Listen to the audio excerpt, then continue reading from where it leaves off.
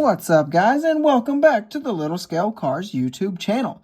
Today in the review box we have the Maserati MC12 GT1 from BBR Models. This one is still pretty new to the market, and as of right now this is the only deco that's out, I think. So without any further ado, let's see if it is worth picking up and adding to your collections. So getting things started with our casting, let's take a look at our proportions. And I am happy to say we are Gucci, proportionally speaking. Everything looks pretty solid and pretty good and about what you would hope and expect. Let's go ahead and pop the real life car up in the top right hand corner so you can kind of get a comparison between the two. See if I can angle that close to right.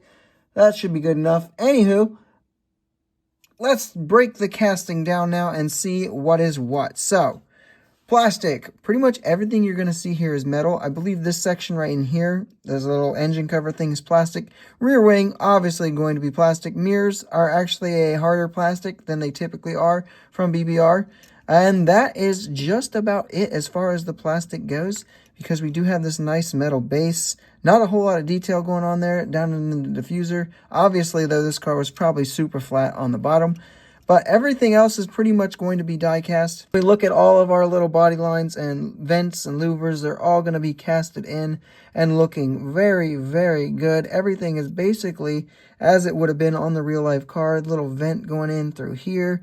Little extra, I don't know what you would call it, downforce maker of some kind going on over here on the sides. And then you kind of got some interior bits poking out there. Looking very solid on the whole for the casting. So for the paint and deco, this is replicating the 2008 24 Hours of Spa entry from JDM Motorsports, I believe it's called. JMB Motorsports, my bad. So yeah, as far as I can tell, all your sponsors and pretty much are going to be there, at least fairly closely replicated. You do get Michelin printing on the tires as well, which looks cool. Every little sponsor going to be there. You got the 15 here. Any driver names printed. Yep, they are going to be right underneath the window there. Not even going to try to read those. I'm not feeling like straining my old elderly eyes right now. But yeah, overall, the deco is very solid. This is the only one that's out right now, I'm pretty sure. However, there are a ton that have been announced. So if your favorite one isn't out yet, just give it a wait because it will eventually come. When it comes to our details category, let's start up front here. We do get two very nice plastic inserts for our headlights, which look really good. We do get a little Maserati logo here. This entire front section is meshed in the grille area, which looks very good. We do have a little teeny tiny, it's probably very hard to see, right here, protrusion of some kind sticking out. I'm fairly certain that that is supposed to be the tow hook that has been casted in, or molded into that plastic piece. Kind of cool. Wish they would have put a touch of red paint on it just so you can be for sure that that's what it is. But overall, still solid. Making our way down the sides here, we have accurate wheels to the car that the car would have used. Again, Michelin printing that I mentioned earlier. No kind of brake discs or calipers back there, which is a shame at the price point.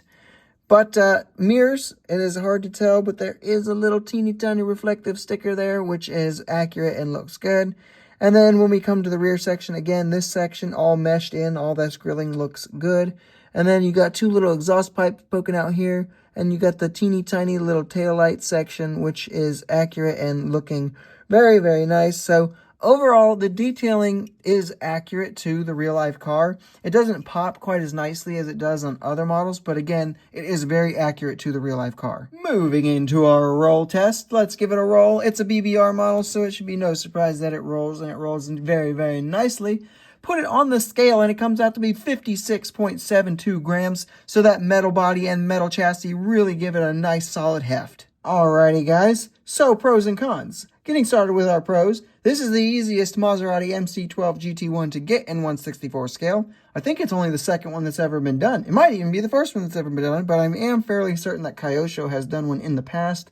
But this one, being so newly released, definitely a little easier to get. The second big pro is that this thing is done so well. I don't really have anything I would add to it, in all honesty. It was done very, very nicely, and I'm very happy with it. For our cons, though, I don't really have any cons. I would say at the price point of the $20-ish, I would like it if we could get some brake detailing back there. But it's really not the end of the world. It's not something I look at all that often, so I don't really have any cons. Moving into some quick size comparisons, here we have it with some other Maseratis that you might have. With the DCT Maserati Gran Turismo over there on the left, and on the right we have the MSC diecast Maserati Jablai.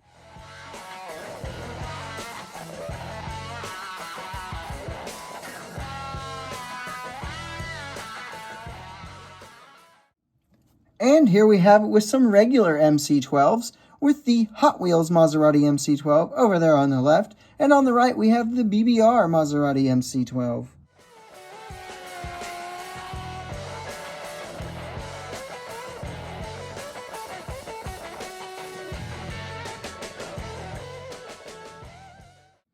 So with all of that out of the way, it is now time to find an overall score.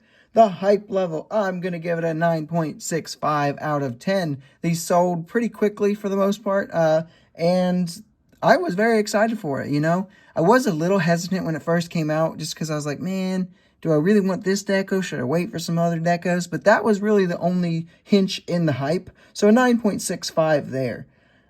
Execution, I'm going to give it a 9.8. There's really not much I would change or have added or done different, so pretty solid on the execution. Feedback, I'm going to give it a 9.85 because I haven't really seen anyone have any serious complaints. Anything that I've kind of nitpicked on is other things that people have nitpicked on, and really they're not anything massive or major, so that is where we got that score from.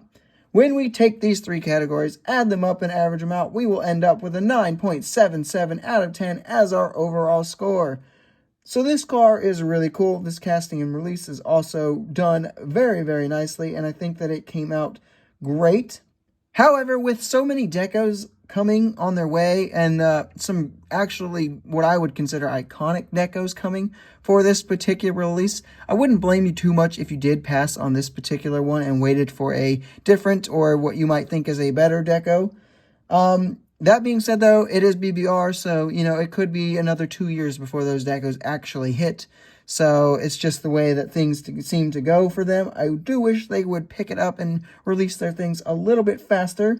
But if all you're after is the casting, this is definitely one I highly recommend. And I think the deco fits the car very nicely. So I don't think you're really going to regret anything. Don't think you can go wrong. Definitely worth adding to your collection. And with that, guys, that'll wrap up this review. That's all I have for you. I hope you have enjoyed it. If you did, make sure you leave a like. Subscribe if you are new, and don't forget to leave a comment telling me your thoughts on this particular car down below, and I will see you in the next video.